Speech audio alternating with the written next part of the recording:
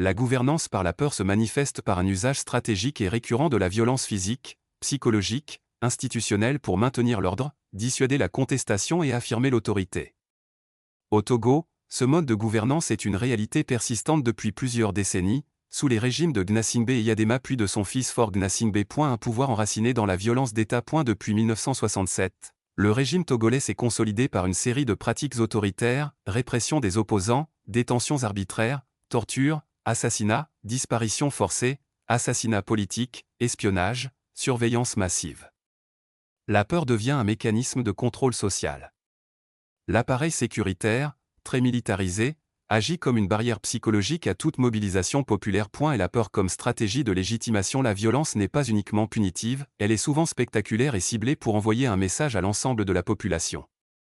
Les arrestations d'opposants visibles, d'activistes, des jeunes, des femmes, la brutalité policière lors des manifestations, ou la coupure d'Internet sont des instruments de communication politique visant à instaurer un climat d'impuissance collective. Un système de gouvernance fondé sur l'impunité. L'impunité des forces de sécurité, malgré les nombreuses violations des droits humains, renforce l'idée que le pouvoir peut agir sans limite.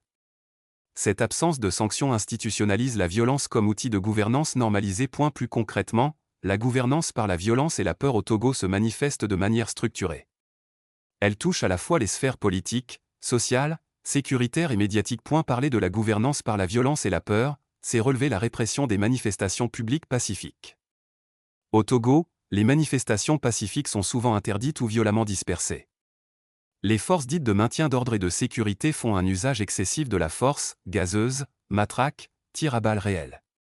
On note des arrestations massives, parfois accompagnées de tortures ou de traitements inhumains et dégradants. Parler de la gouvernance par la violence et la peur, c'est mettre un accent particulier sur les arrestations et détentions arbitraires. Au Togo, les opposants politiques, journalistes, activistes ou simples citoyens sont régulièrement arrêtés sans motif valable. Certains restent détenus sans jugement pendant des mois voire des années, généralement dans des conditions extrêmes invivables. Parler de la gouvernance par la violence et la peur, c'est tirer la sonnette d'alarme sur la militarisation à outrance de l'espace public. Au Togo, on note sans exagération, une présence accrue des militaires et forces spéciales dans les quartiers populaires lors des périodes sensibles, mieux à tout moment. L'objectif, sans se tromper, c'est d'intimider et dissuader toute mobilisation sociale ou politique. Parler de la gouvernance par la violence et la peur, c'est dénoncer le contrôle de l'information et la censure.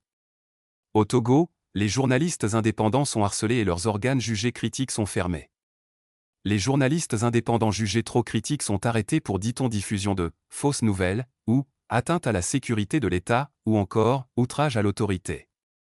Les autorités ont recours aux coupures ciblées d'Internet ou des réseaux sociaux pendant les élections ou les manifestations. Parler de la gouvernance par la violence et la peur, c'est insister sur les menaces, intimidations et surveillance accrue des leaders de l'opposition politique, des organisations de la société civique, des défenseurs des droits humains, des religieux qui refusent de s'aligner sur le pouvoir.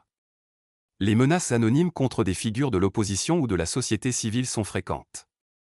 Un climat de suspicion généralisée est instauré, chacun pouvant être écouté, surveillé.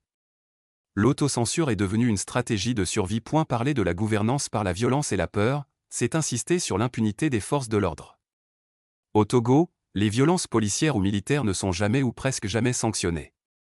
L'absence de justice et de vérité crée un sentiment d'impuissance et de résignation dans la population. Parler de la gouvernance par la violence et la peur, c'est aussi dénoncer l'instrumentalisation et la manipulation de la justice, qui selon les dires du juge Abdoulaye Yaya, président de la Cour suprême, est devenue une source d'insécurité.